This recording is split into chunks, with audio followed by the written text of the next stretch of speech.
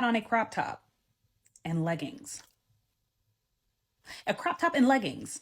Which now leads me to wonder, what the hell else are you supposed to wear to the What's going on, Passport family? Welcome back to another episode of Men on the Move. Guys, before we get started, go ahead and like and subscribe. That's really going to help me out and get me to a broad audience. And guys, without further ado, let's get into this video. Her body, her choice. So yesterday my little sister told me that she was going to the gym. This is not new. This is not weird. She just said that she was going to the gym.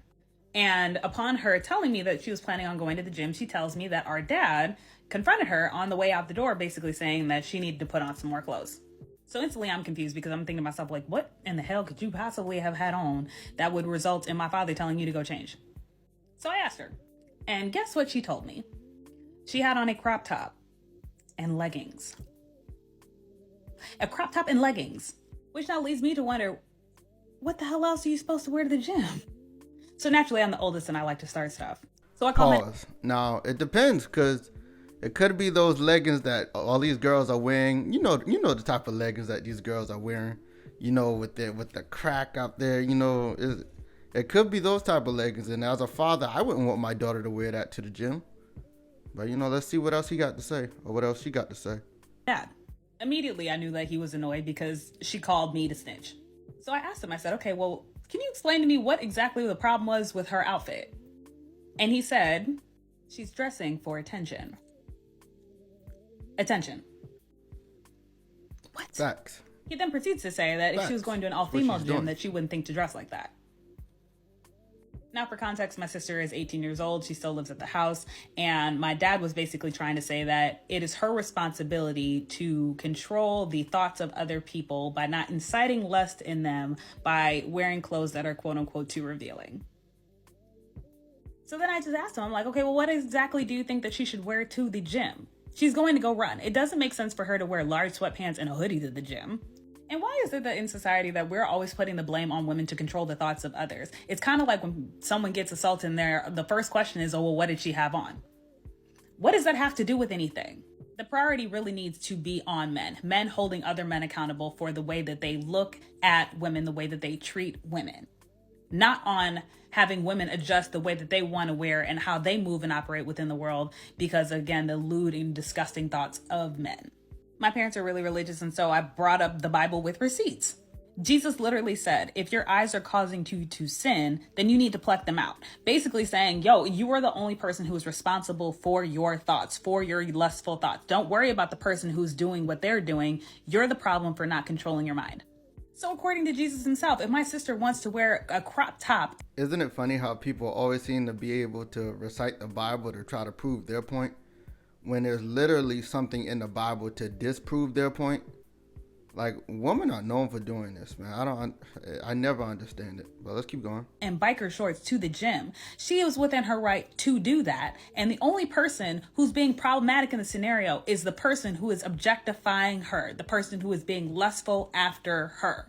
Let's, as a society, focus on teaching men that objectifying women is wrong, it's gross, and it doesn't benefit anyone.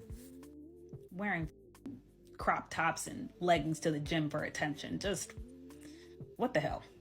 If I, as a father, tell my daughter, hey, I don't want you wearing that because I feel like you're dressing for attention, and I believe the attention that you're going to get from wearing a certain type of outfit that is going to be negative. As a father, I want to protect you so no harm comes your way. I want you away from that negative attention. And at some point, I don't know how we got here in America to that's a problem, to where a father telling his daughter that she is dressing a little bit too revealing is a problem. I don't know how we got here, but let's see what else she has to say, because she made another video. Let's go. First off, I want to preface this video by saying that I love my dad, but he was wrong. Like, period. And the reason that I'm saying this is because just because you love somebody does not mean that they are exempt from being critiqued. Sorry, not sorry. Now, as far as what he said, he then wanted to go on and talk about modesty. And I asked him, I said, well, what is the need for modesty? Why does one have to be modest? And I want examples and reasons that don't come from the Bible. Crickets. I then went on to say that modesty. But you not too long ago gave an example that came from the Bible. Like, this ludicrous, man. This is ludicrous. Let's go. Is relative, depending on who you're talking to. You have women who are in burqas who cover everything but their eyes, and they feel that that is modest. You have women who choose to cover up their hair, Muslim women or Jewish women who choose to cover up their hair, and that is their definition of modesty. And then you have people like myself who during the work week or just during the week in general, when we're not going anywhere, dress fairly modestly until we decide that we want to be outside, okay? And even my outside clothes are not considered to be quote unquote reckless, all right? And then you have the girlies who like to have it all hang out, who don't think that there is anything wrong with the way that they're dressed at all. Modesty is something that they're not looking to adhere to, and it's fine. It really is fine. What works for one might not work for the other is basically what I was trying to explain to him. He basically then said that we were going to agree to disagree, that apparently he's just going to embrace the fact that he's a bad person because he felt like what his daughter had on was inappropriate and he wanted to quote unquote protect her from the eyes of people who would seek to, again, objectify her and do her wrong. He's tired at this point. And I feel for the guy, man, to have a daughter that's willing to fight back against your words like this, man. He's probably tired at this point. But the ironic part of all of that is I'm like, you objectified her yourself. No one else even objectified her because she hadn't left the house. You objectified her before she went outside. And this was the thing that I was trying to get across to him. It doesn't matter what she had on. It doesn't matter what she had on if the person who was staring at her was going to have lewd and lascivious thoughts anyway. She could have had on a brown paper bag. She could have had on a hoodie and sweats. She could have had her eyes only exposed. It wouldn't have mattered because the men that are out there and are disgusting are out there and disgusting. Nothing to do with the woman at all. That is just simply not true. What she's trying to say is men are going to look at women no matter what they got on. But you see, I find it very funny how escorts can understand that if I'm going to wear something that's going to completely cover up everything, I'm not going to get as much attention as I would if I have on next to nothing. Understand, Passport family? So women know these things, but they make these stupid arguments to try to prove their point when it's completely wrong. And this is the problem that we have in America. The conversation ended with him basically saying that he was just going to agree to disagree. And I'm going to go ahead and let him do that until it comes up again. And I'm going to check him again. But as I said in the beginning of the video, it's important to check the people you love on their views that are problematic. Change doesn't come with silence. It's amazing that you can have a woman that would say stuff like, check her father. You feel me? This is how far America has fallen. You know, these women are talking reckless, however they want to speak to their father, to their elders. When I look at this, I understand that she does not respect her father's authority. She doesn't care what he has to say. She doesn't care what he thinks. And I can only imagine the way that she's living her life. You see, understand, Passport family, as children, you living in the house of your parents, you must abide by the rules of your parents. And if you don't want to abide by those rules, you must leave the house. And as his daughter is living in that house, she must abide by those rules and change her clothes and not dress as revealing as she may want to when she get her own house. But there's another video. Let's see what she has to say about the backlash. A couple of days ago, I posted a video about a conversation that I'd had with my dad regarding an outfit that my sister was wearing to the gym. It's going viral all over the place. I had to turn the comments off on that video because the comments were getting so disgusting. I just was so disappointed with the amount of men that were in the comment section trying to justify that the clothes that somebody has on correlates with what happens to them after, whether that be getting catcalled or being assaulted. It just was disgusting.